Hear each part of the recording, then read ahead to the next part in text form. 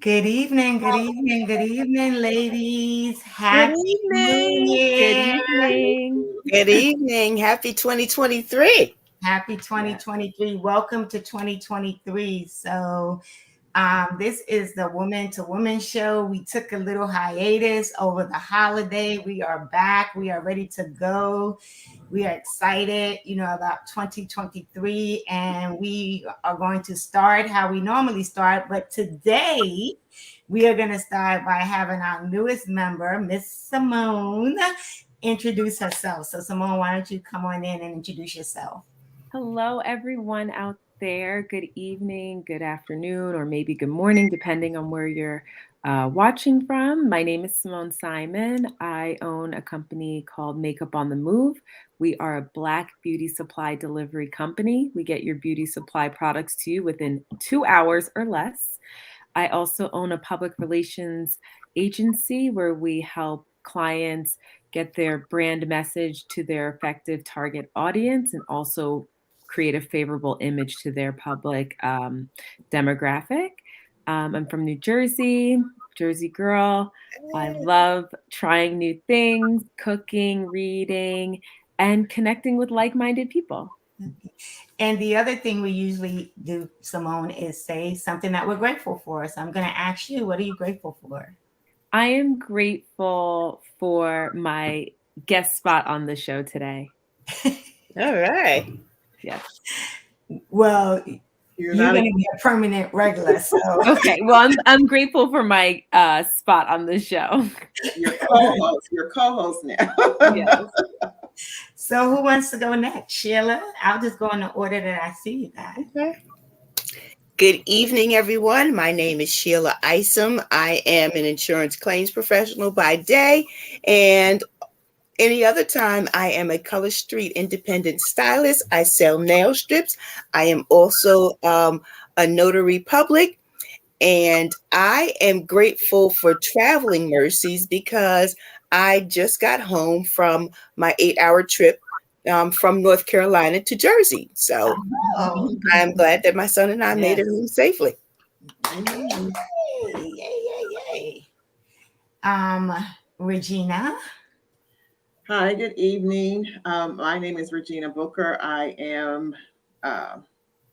work, I guess, by day in HR, and I also am a advocate for women. My business is Season and Fabulous, where we have retreats where women can take care of themselves and basically um, targeted at 50 plus 50-year-old and beyond, or that's the target, but anyone could join.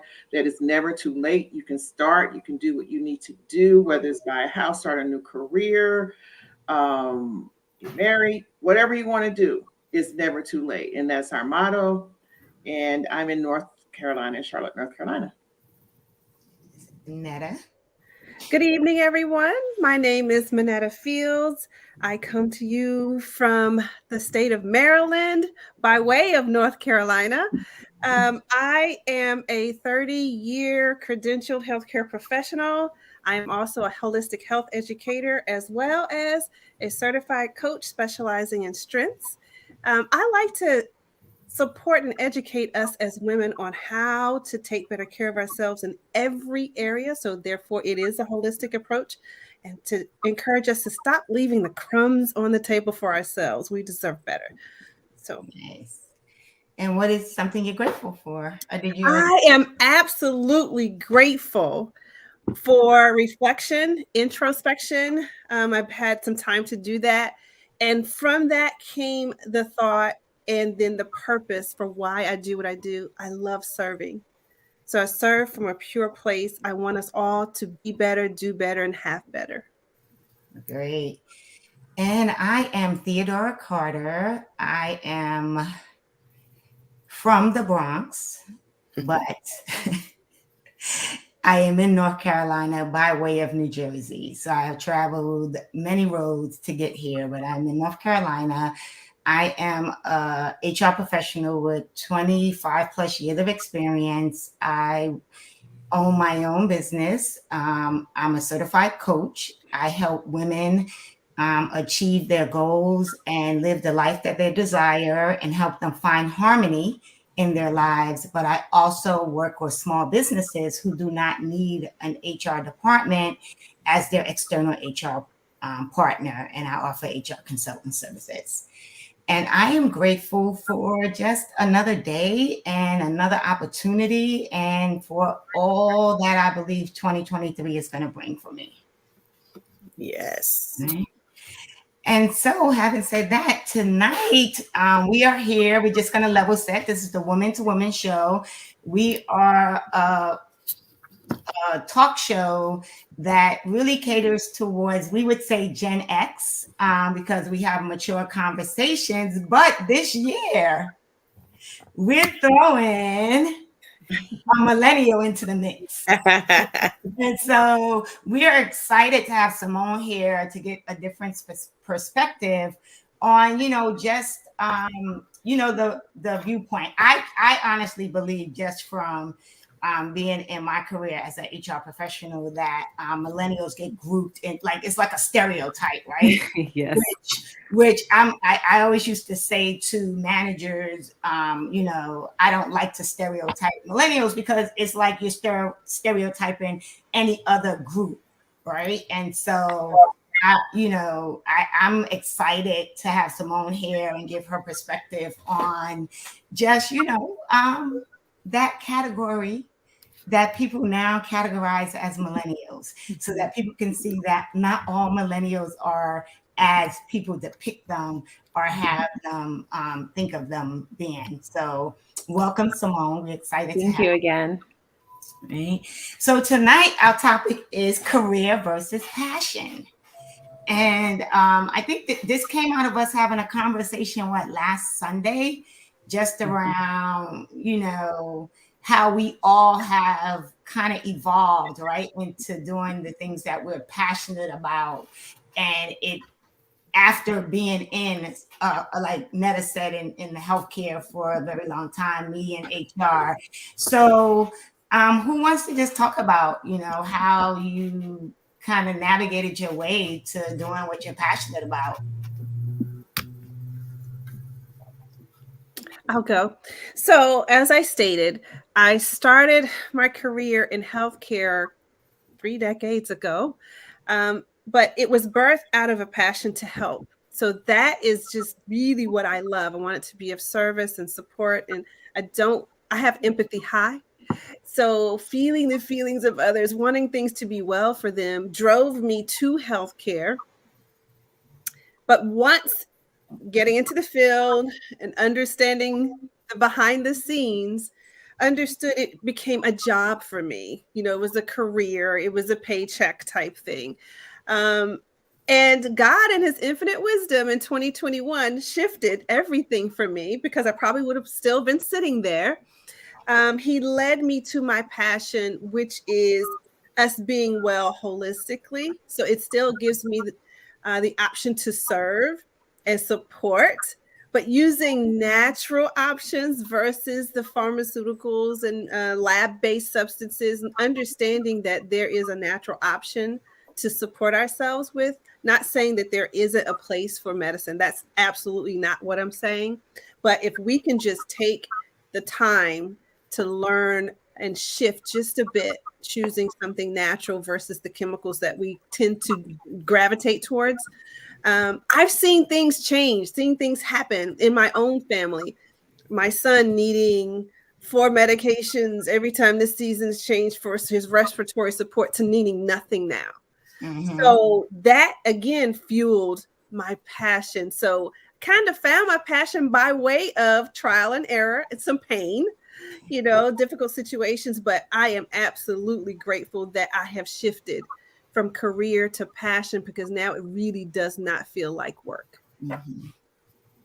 I honestly believe, and this could be, I could be a little off, but I would say that I feel like a lot of women, or a lot of people in general, not just women, end up staying in a career because one of the security, right, of the biweekly paycheck, right, or because there's certain dynamics that are going on in their lives that they're not able to shift. I will honestly say I'm sure that is one of the reasons why it took me so long to actually begin to work in the area of, owning my own business. Because one, I was successful in my career, right? I went from an administrative assistant to an executive level position. I was, I had built a great reputation in the field. I was earning a nice salary, and it's funny because I got to where I was, like you said, Netta, it was out of pain, right? It was like out of a situation I went through. Then I decided I was going to go back, become a certified coach. And then I decided that I was going to also like just capitalize off of my HR experience and become an HR consultant. But the crazy thing was, when I started telling like some of my friends, someone I used to work with said to me, he was like, "Oh my God, it's so great that you started. I remember you telling me you wanted to start your own business." And the crazy thing was, I didn't even remember having that conversation. Right? Like I had been so in, enthralled in the career and the stabilization of it, and just progressing in my career, that I totally forgot about my dream, right? To own my own business. So, I think that's another thing. Like, how many people have just forgotten about the dream that they had? Mhm. Which is why I am very excited for like all my nieces and nephews, my godchildren, like when they say they want to just go and live their passion. I don't have children, right? But so I'm sure their parents are like, come on now. I encourage them to pursue the thing that they're passionate about. Mhm. So Simone, what are your thoughts on career versus passion? Like you're what, in your 30s, I'm 32. right? And you own your own business. Yes. So my first business, Simone Simon Public Relations, it started because I was really good with connecting people, and that's what I went to school for. And when I graduated, there were no jobs, 2011. So I was just like, what am I going to do? I don't know. And then I would just start connecting people. And later on, I learned that, like, I can make money from that. While I was doing that, a client that I had was Barnes and Noble. And we did an event. It was about 500 people. And it was in the middle of Texas. And I had forgot my eyeliner. And, preparing for the conference, you have everything you could think of, every backdrop, banner, this, that, production schedule, this, that. And I'm like, I don't have my eyeliner. But when you don't have that one particular thing that makes you feel you, whether that's your perfume, your favorite glasses, your favorite nail polish, you don't really perform at your best. And I've always been a beauty girl, and that's how my second business, the beauty supply delivery, came about. Not necessarily because I wanted to go into the beauty industry at all, but it was just a passion of mine. And I said, I can get my dry cleaning delivered. I can get my grocery. Well, at the time, grocery delivery was still a little early, but I can get my grocery. I can get almost everything delivered. Why can't I get my makeup?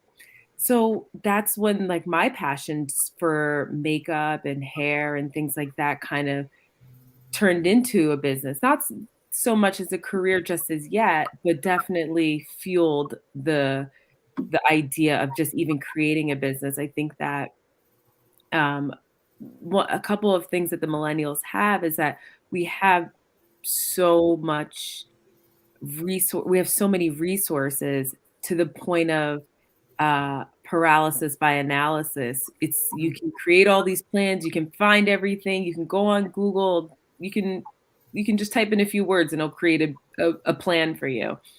But I think that we don't have that steady tracked mind to complete something and then go to the next. Because I think that a lot of people are really obsessed with being a multi-hyphenate.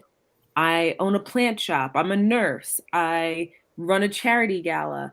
And all that is great, but at some point, you have to make sure all things are working cohesively and that it all makes sense, because you I personally don't believe that you can have it all in some aspects, because when you're putting a lot of your eggs in one basket, there's no eggs in another. So learning how to really string them along together, which is your career and your passion, finding that middle ground is really important.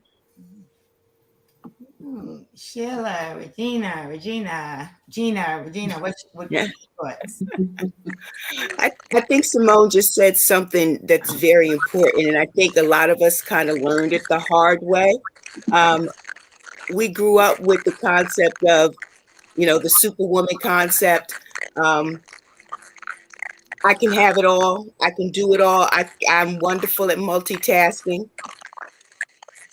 and we're really not. So to find something that's going to be cohesive, right? To go from, it is extremely difficult to go from one extreme to the next, and be totally functional, and make sure that each part is valuable, right? Um, and I think as I get older, I'm starting to learn that, because let's face it, especially if you're in corporate America, right?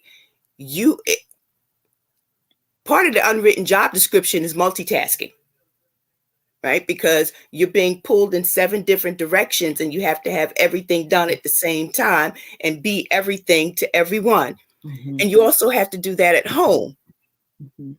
So finding that balance, it's not just the work-life balance, but it's also the work balance and the life balance. Absolutely. You muted, Theo. I was going to say, we have that lovely last line at the end of all job descriptions, right? All of the duties as assigned. Yep. Which makes you the Right. Right. So, Regina, what are your thoughts? Well, my thoughts are, as I was creating my business, I like I told you guys before, I always was into something. Even when I was younger, I started these things and started stuff up. So as I learned, as I went going, I always wanted to service women. So everything I did had something to do with women. And I tried several times. I didn't quit my jobs or anything, but it was just a dream to have my own business. I just never wanted to be corporate America.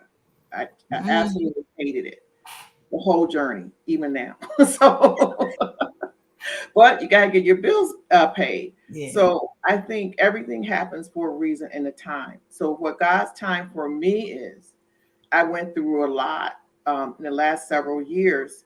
So I had to, I lost my job in New Jersey. So in mid 50s, losing your job, almost retired, you're like, oh my God, it felt like starting over like a 20-year-old. So for me, that's how I came up with Seasoned and Fabulous. Like you could do anything. And I had to pray and, put my one foot in front of the other and say, you know what, you could do this. And as I was on my journey and learning this, it was other women. So for me, really finding out my passion over the years and what is in place for me, God put me in this place to help other women 50 plus, to let them know it's not too late. So that is my passion. And that's what it's coming to. So my career, my passion started at this, I guess, usually when you're retiring, it's like your downtime, but it is going to be downtime because it's something I love. So it's not going to be a job to me. It's funny because as Simone was talking, I was thinking, she was like, millennials have, or younger people have so much available, right? So many resources, right? So many things to choose from. And I was like, how different that is from us, right? When we were coming up. And I don't know that it wasn't that we didn't have a lot. We probably didn't. We didn't have the internet, we didn't have Google, we didn't have all of that stuff. But we also had this structure that was kind of planted in us, right? Like we were programmed to, you graduate high school, you either go to a trade school, or you go to college, or you get a job, right? You had three choices, right? You couldn't take it. It wasn't anything like, there was no such thing as a gap year. It wasn't, you're figuring yourself out, right? It was, okay, are you going to work? Are you going to college? Are you going to trade school? And if you weren't doing something that was giving you a regular check, they were looking at you like something was wrong with you, right? And so, how many individuals or people now, I think, is stuck in that mindset of, this is what I'm supposed to be doing, that they can't even see or get outside of the box, right? To even go after their passion or their career. Although I think COVID kind of made some people become entrepreneurs or figure out Yes. something else to do. Mm-hmm. You know what was interesting with me growing up, probably is why I didn't like corporate America, is that I saw my dad walk off his corporate job. And back in the early 70s, yeah, like, well, early or late 70s, that was unheard of. Mhm. And he started his own business, and he was a construction. He got these the convenience stores back in the 70s, and when they first started the gas stations that you could go in, because before they were just gas stations back then. And he had a contract with Shell.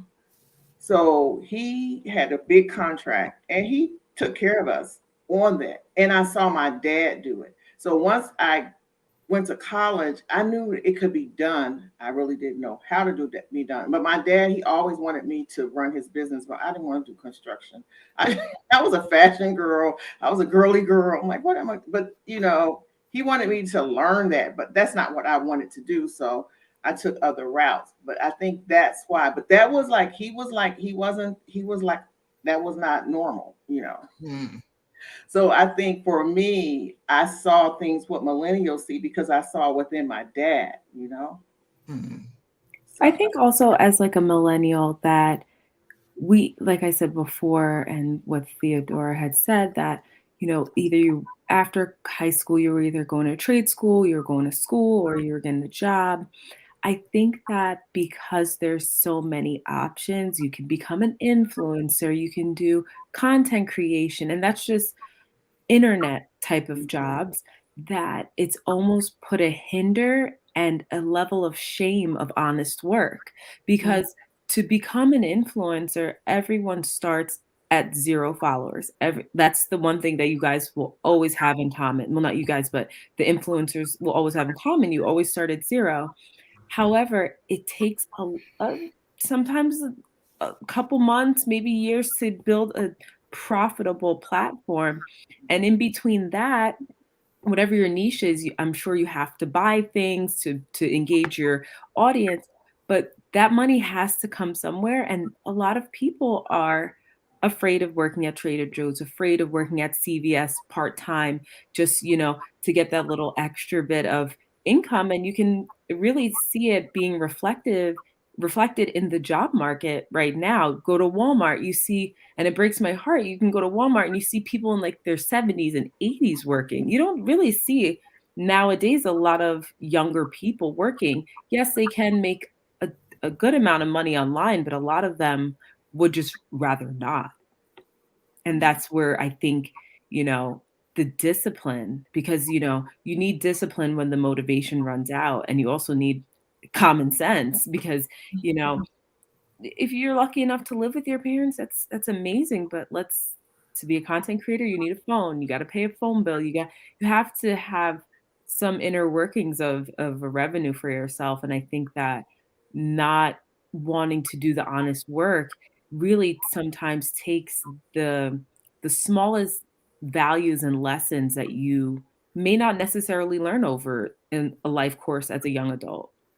Mm.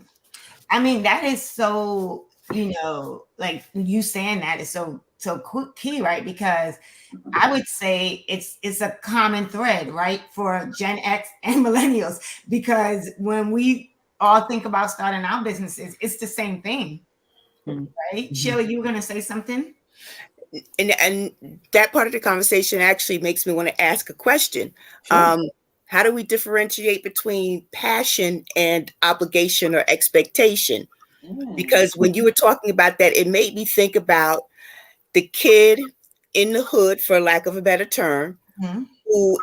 who thinks that going pro, whether it's baseball, basketball, or football, is a ticket out, right? Mhm. That's what. So it may not be their passion, but they're kind of good at it, and everybody's in their ear telling them, and everybody's looking at them. So now they feel that they're obligated or expected now to go pro. Mhm. Fast forward to today's times. Now you're talking about with the influx and the impression that's left on everybody with social media. Mhm. Are people now feeling that it's expected of them to become an influencer or content creator? Like that's the Absolutely. way to go to make money, just as the kid in the hood thinks that going pro is a way to make money. Absolutely. Yeah. Just like a few points on that. I think when you're talking about younger people, especially like going to college, I always try to instill in younger people that I talk to, okay, if you want to be a basketball player, that's amazing. They have the rule where I think you have to pay for 2 years or a year before you can um, go to the league. Okay, think about sports management. Think about being an agent. Think about the things that you broadcasting. You have to think about these plans that what if your plan doesn't pan out. On the other side, there's a very common saying for for that people tell aspiring influencers, everything is content. Mm. And you would be so surprised um, where people are filming and what people are filming. And, if you choose to have a very public life, that's great for you. But I think that a lot of people think that, you know what? Someone's going to want to watch me make my lasagna. Sure. I'm sure there's someone that will. But a lot of times, like, a lot of markets are very saturated. They are. And it does take a little bit of an it factor or familiarity to kind of latch on to your audience. But if that doesn't work, you have to think about what is the plan B. But I look at it even before that as an adult, your passion is something you enjoy after your career has um, taken care of your life. It's taking care of the bills, it took care of this, it took care of your kids going to karate or ballet, and now you have maybe a cupcake business that you truly enjoy, and it's not necessarily your sole income that you're totally dependent on. Maybe you can transition over time, build your clientele, and then that can be your full-time job and you can turn your passion into a career.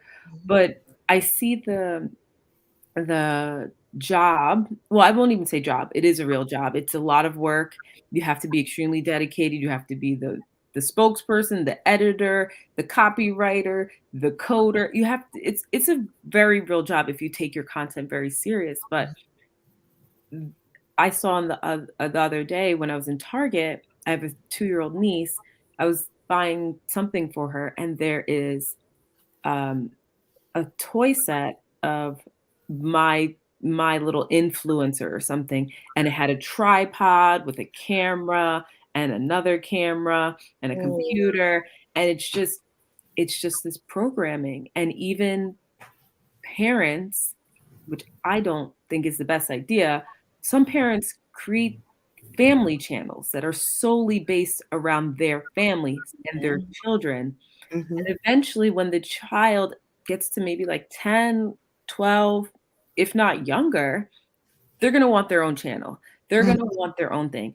I mean, a couple of years ago, less than 3 years ago, a 5-year-old made somewhere above $6 million just opening toys on YouTube. And now parents think they can do that and they force the kids and they don't realize like kids work on their own time Mhm. and they can and you cannot force them to do anything. But long story less long is that it's definitely being pushed on people, but it's people don't look at the ecosystem of being an influencer. How about you be the manager? Because the manager gets 20 to 30% off of every deal. And Mm. you know, one influencer that's blowing up on TikTok makes $70,000 per post. Now, Mm. what if you're a manager?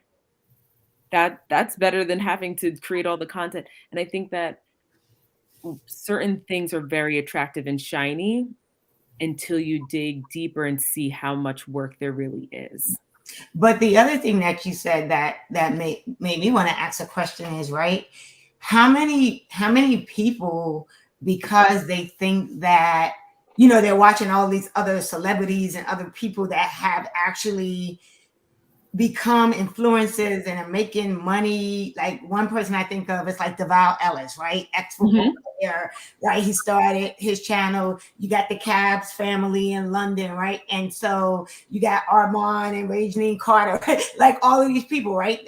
But how many people see, like you said, the child that made all of that money opening toys? So now I'm going to have my child do that. How many people, I think, are not recognizing that you might be distracting your child from their purpose by making something their passion that they're not even passionate about? Absolutely. I think that's a big thing. I think that, you know, we see a lot of I'm on TikTok a lot, and you see a lot of parents with their children and they're doing their hair and they're doing affirmations. And yeah, it's cute and like things like that. But you have to, at the end of the day, in my personal belief, is like you have to let a kid be a kid and let their imagination be their imagination without any outside influence, except for like school and their friends and things like that, which is extremely healthy. But it's so easily to just swipe and swipe and swipe. And,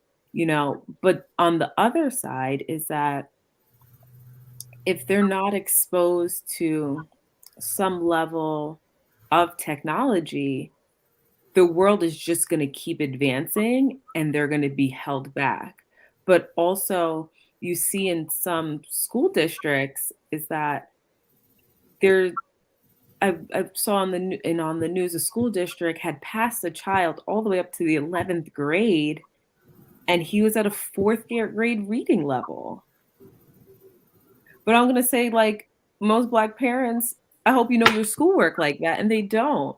They know all the songs and they know everything like that, and that's just like a whole other thing. But I think that parents have allowed social media and technology to parent their children, and they don't they don't believe the teachers when they say, "Hey, I think you know so and so has like a behavioral problem, or you know he's not very focused," because all of this stuff on TikTok, which is most of the kids that are on, it's 10 seconds or less. Next thing, next thing, next thing. And you even look at little kids watching the Coco Melon. It changes animation scenes every 2 to 3 seconds. So that's going against their attention span.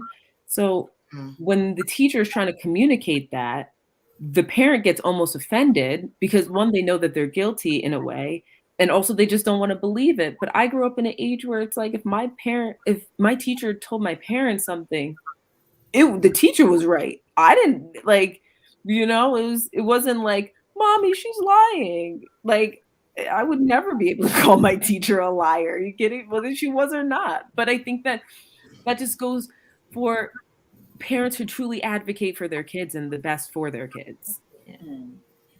So the parents that are on here, right? What have you seen like with your children as it relates to them like graduating college or high school and navigating, right? What's next? For mine, of course, I have two very different. My daughter graduated in 2021 from college. My son's a junior in college now.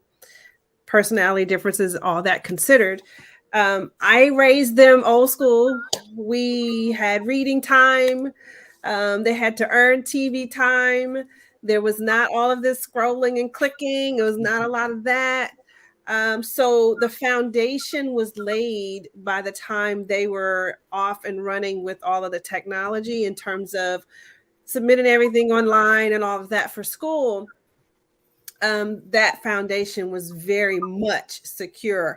Um, I do see a difference because there's a little over 3 years between my two children. In that 3 year window, the younger one is definitely much more into all things technology. Mhm. So just in that small window of time, there was a dramatic shift Mhm.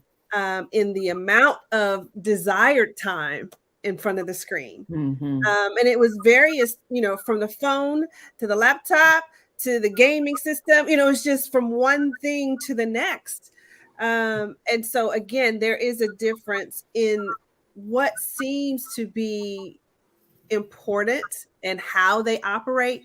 But what I have to say is this: I see a difference in communication skills as well. Mhm. Yeah. Um, and some of that again is personality and the way they are wired, but I definitely see where in a crowded room one's going to gravitate to the phone and look down and the other one's going to look for someone to speak with.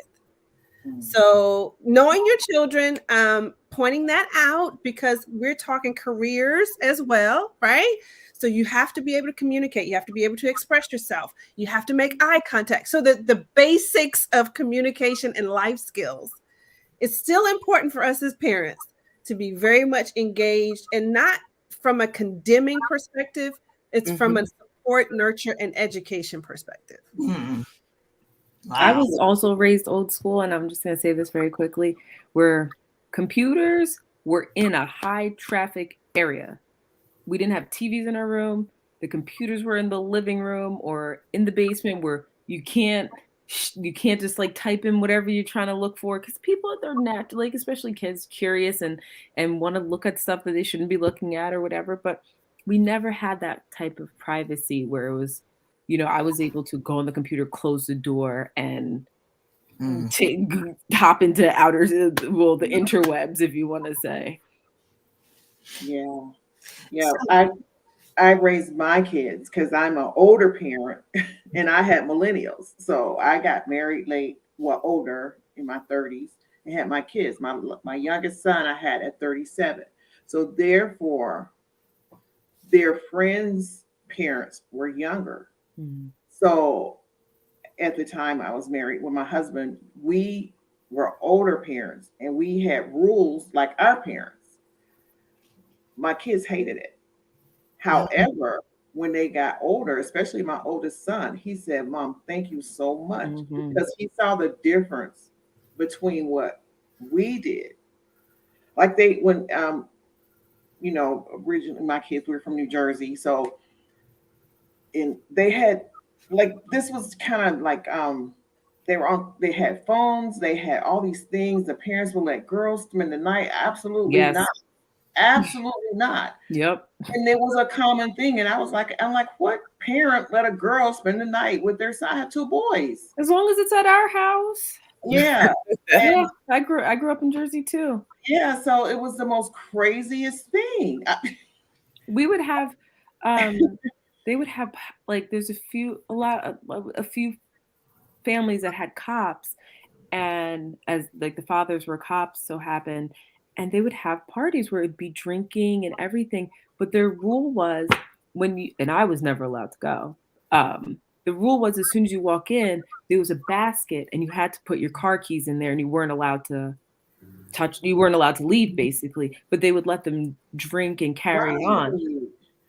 I had a problem with the whole girls spending the night. And but my kids was on Simone, my son is 31, so he's probably around your age. So they had not the what's that thing? They had the PlayStation. They had the first, I don't know what it was called, Not Atari, Oh, not yeah. Atari, but I don't. PlayStation. It was like a little Game Boy or something like. So Oh. Lord, I forgot about the Game Boy. So I Me think it too. started from there, and then when they got in high school, they did get the PlayStation, but they wasn't really interested in that. Now the difference is with my grandson, my son is having a problem. Now those kids, they can't even write. My grandson is very smart. Gaming all He day. can read. They're on the computer. They have no they have no penmanship. I Mhm. had to sit and try. I can't even read his They're getting rid writing. of script. They got rid of script. I read Exactly. a while ago. Yeah. Like what? Yeah, my youngest son, he can. My oldest son can do script. My youngest son cannot. It's a 4-year difference. They took it out. Yeah. They So, don't do script. so Sheila, I have a question for you because your son just graduated, right? Mhm. Yes. Just graduated from college. Yep. Yeah. So, as he is getting ready to go out into, I guess, the world, we'll call it, right? Like, what is he like? What is he thinking? Has he had conversations with you about, career versus passion versus his calling? One of the things is that my son's career is his passion, right? Okay. So, um, which is one of the things that his father and I have supported him in from the very beginning, because that's not the route that we took, right? Mhm. But he displayed his passion. He loves to sing, so he decided he Mhm. wanted to go into the music field. Mhm. Um, so he decided that when he was very, very young. So he started with a lot of pushing, right? Getting into those areas where he needed to become more educated about. It's like you just can't sing, right? You got to learn about music. You're going to have to learn to play an instrument. You're going to have to learn the business side to Mhm. music, right? Just understand that it's more to it than just standing on a stage with a microphone. Um, so he's been living that.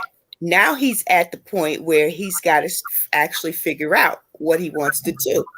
And the beauty behind having a village, right, is that everyone, of course, knows, because Proud Mama makes sure that everybody knows that he's graduated, right? Mhm. Um, but everywhere he goes, he's getting the question from the adults. So what's next? So what are you going to do? Right? So I told him, I said, he needs to have flashcards where he just holds it up, because now, he's repeating the same thing over and over again. But that's a good thing, because we're talking about people who are genuinely concerned about him, Mhm. right? And want to make sure that he's got his head on straight and that he understands that it's time to now step into the real world. You Yeah. can live out your passion, but understand that it's real. There's no college dormitory that's going to shield you. There's Mhm. no professor that you're going to have a conversation with that might give you an extra day to do something, right? That's in the past now. Now it starts to get real. Mhm. Mhm. And it's amazing because I will say this: my cousin, who is what 5 years older than me, right?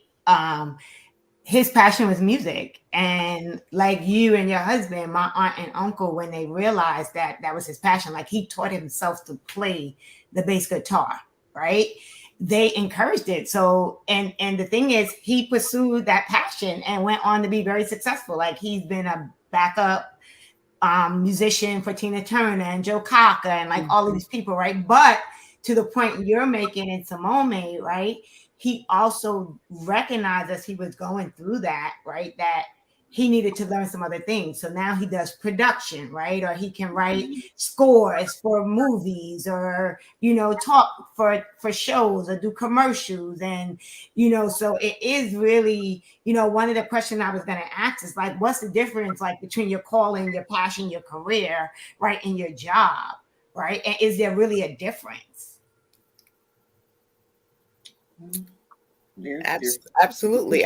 There most definitely is. I mean, your job is what you do to sustain yourself and your family, Mm-hmm. right? That's the background, Mm-hmm. right? Your passion is that one thing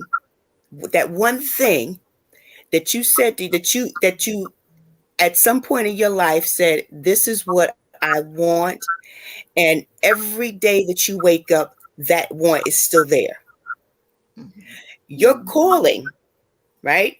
Now that's something totally different, because that doesn't just come from you and your Mhm. desires. That comes from a higher place. Mhm. And that is not something that's not as easy as finding a job or a passion, right? Mhm. And that's probably the one thing that's actually the hardest to work at. Mhm. But you got I to have that relationship. Yeah. If you have And, that relationship with God or higher power, however you want to term it, mhm. your calling is going to come to you. Mhm. And how do you marry them, right? Because some people have done that, right, successfully. They have married their call, they have found their calling, and then married it with their passion. And some people, in some cases, some people actually who work their jobs, right? Because not everybody wants to be an entrepreneur, right? Right. Mhm. Some people actually are in careers that they're passionate about and they feel they've been called to do, right? Mhm. Yes, I have a girlfriend that tells me, she actually calls me her other mom. So she pushes me in everything. She supports everything I do, and she says, but she absolutely does have no desire to be a entrepreneur. She wants to work. Mhm. What she hasn't found in the industry, in her career, she hasn't really found what she wants to do. She's in her, or she just turned 40. So she's just trying to find that niche that really she wants to make a difference in whatever she does, but she wants to work. I think that's really important because I think with millennials, there's there's a saying of, you know, all of the companies that you want to work for, Amazon or Facebook, all of these creators of these mega platforms or extremely successful companies never went to college. And they feel that, like, oh, you can just become an entrepreneur. But the reality of that is it takes a very long time to build a business, a profitable business, and a business that's going to scale and stand the test of time. But the way that entrepreneurship is being displayed and talked about is just quick money and shaky platforms and sell this and sell that. And, all you have to do is make $200 a day to make $1 million in 5 hours. But beyond that, it's great to have the entrepreneur mindset, but you have to realize that as much as you want to champion that message, you have to champion the message of the workers as well, because who will work for you? And what happens when you decide that you had that one business idea? Now you have to become a worker if that business plan doesn't necessarily work out, or until you go on to the next thing. So I think it's also very important for, especially people my age, millennials, Gen Z, to know that it is okay to work for someone else. It is okay to get paid every 2 weeks. It is okay to, get health insurance, okay? Because people say, I don't want to work 40 hours a week. Well, okay, when you become an entrepreneur, you work 25, 25 8. Like, it's, guess what? You can sleep in as late as you want, but when you wake up, it's on you. Yeah. So I think people also, you know, as much as they glamorize entrepreneurship, I think they need to do the same of the stability of the 9 to 5. I I'd love like to that perspective. Go ahead, Netta. I'd like to speak to the calling, the passion, the career. Um, I love God. I talk to Him routinely, regularly, and it's interesting how each of the steps that I've gone through in terms of going from career to passion to calling and all of those things, they stacked one on top of the other. So learning all about the healthcare industry, illnesses, diagnoses, treatments, all of those things allowed me to then put on top of that my passion of holistic wellness, couple it with my knowledge base so that I'm able to give sound advice. But from there, the calling came in when I'm able to take what God made and then share that, through prayer and wisdom over my knowledge base, and then bringing in the strengths, which is how God made us unique, tying that all together, pointing it back to Him. That is all stacked and coupled for me. So I am living out career, passion, purpose, calling all in one. I think also if you have to really, really have a clear and stable mind to see that everything is connected. Whether you may not even see it in that moment, 3 years later, 2 years later, maybe even 5 years later, but you have to be really clear about what your vision is, what you want to do, and that you can backtrack and see each thing prepared you for a different step. And if that step was almost not taken, or if that experience, good or bad, did not happen, you wouldn't necessarily be in the place of preparation that you may be in today, or the preparation of what's to come. Because I also am a believer, and one thing someone told me that I'll never forget is that God tests you when the stakes are low, so you don't make those same mistakes when the same mistakes when the stakes are high.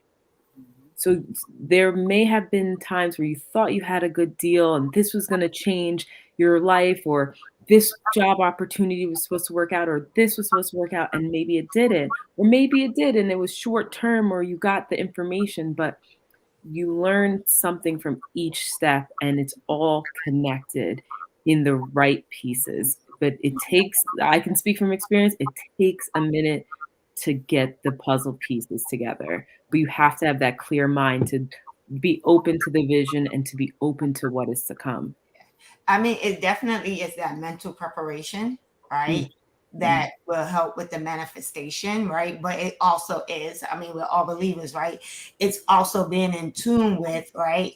Does your desire align with God's desire and plan for your life, right? And also, a key thing that I think a lot of people forget about is, right?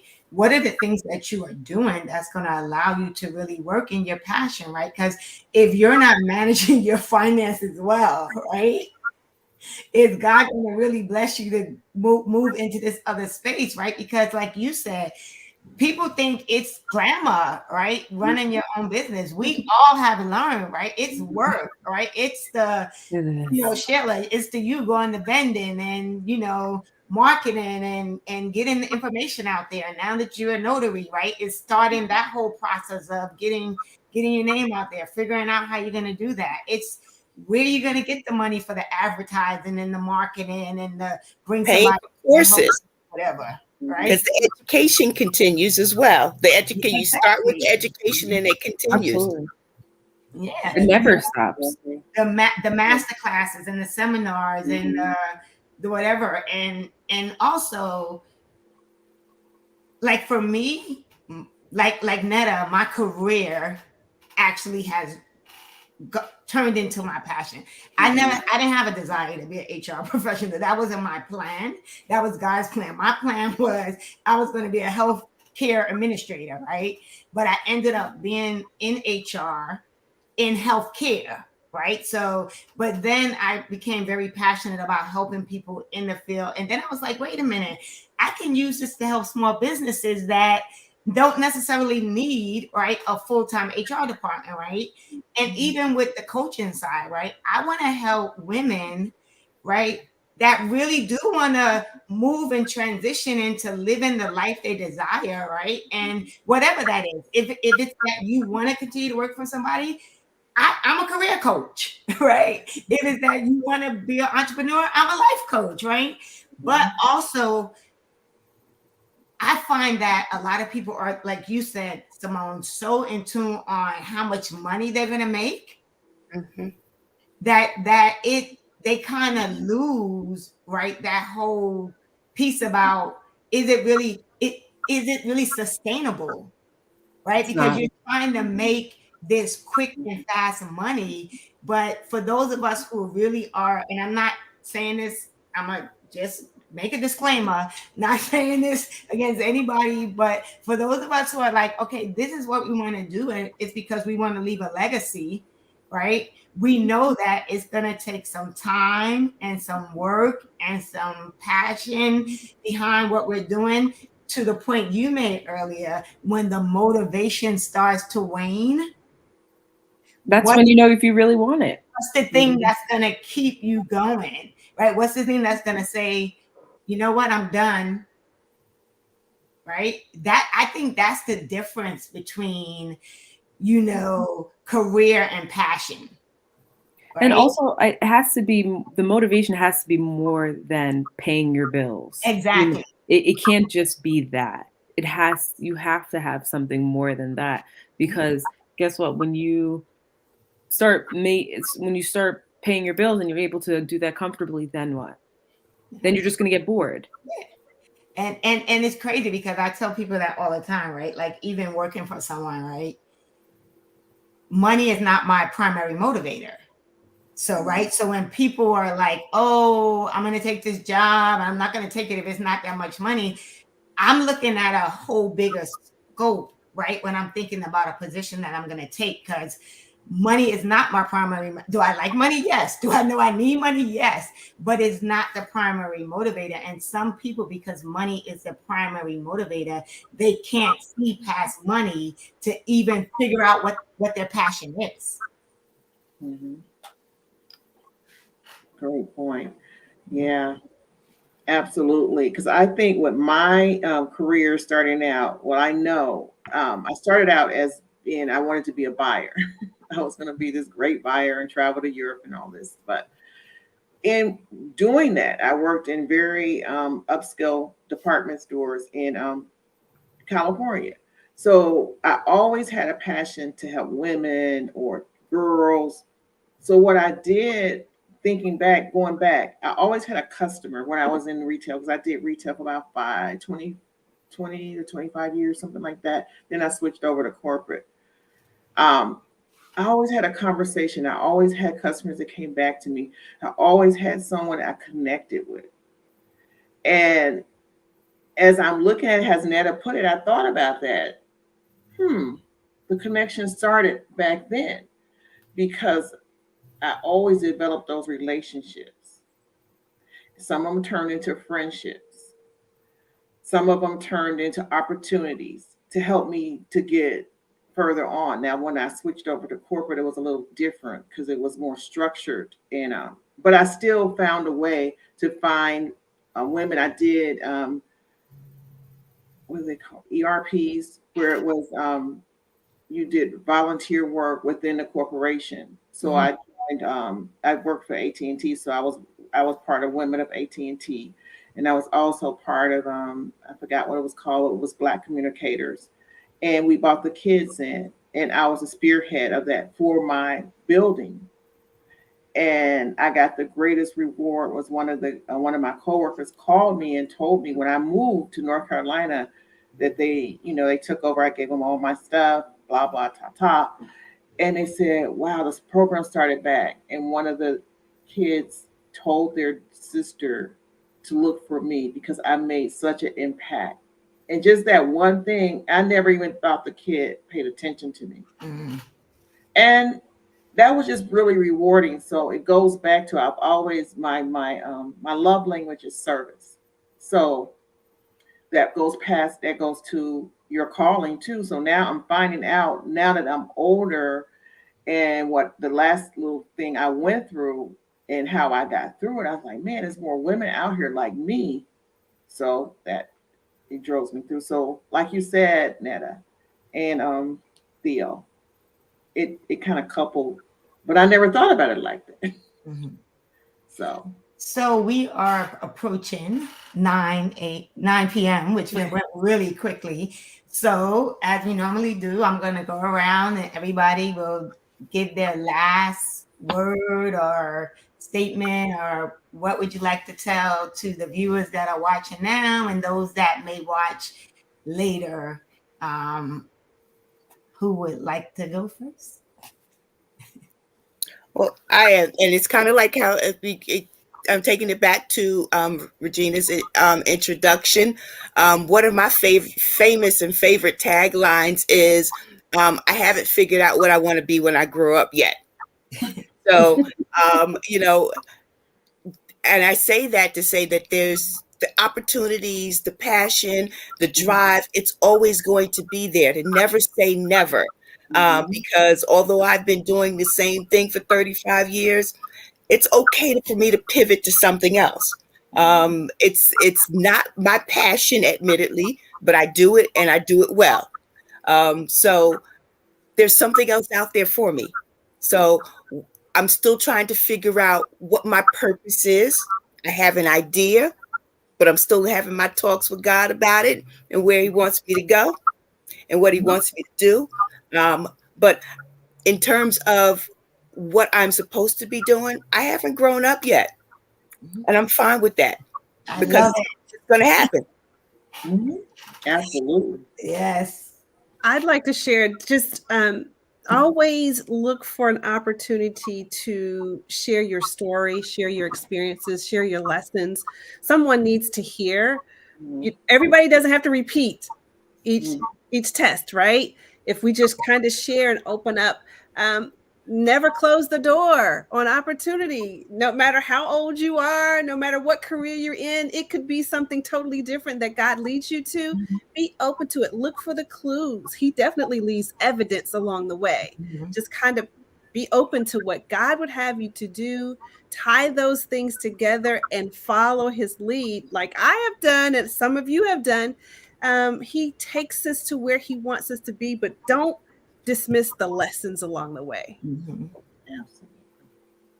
I would say, piggybacking off of what Netta said, don't dismiss the opportunities, because this weekend I had so many opportunities that opened up for me.